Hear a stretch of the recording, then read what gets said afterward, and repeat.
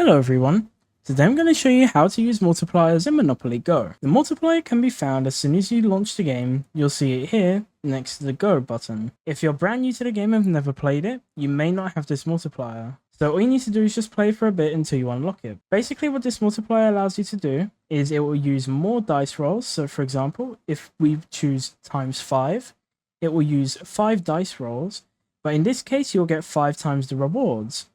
So for example, if you land on a train station, you'll get 5 times the reward than if you had it on 1x.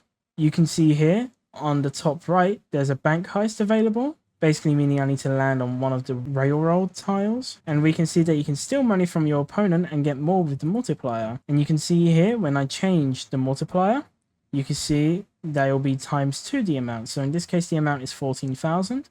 So if I go with a ×2 multiplier, if I land on one of the train lines, then I'll get 2 times 14,000. Or if I do 3 times, it will go up. It's the same sort of thing. And that's basically it. If you have any questions, feel free to ask them in the comments below. Thank you for watching.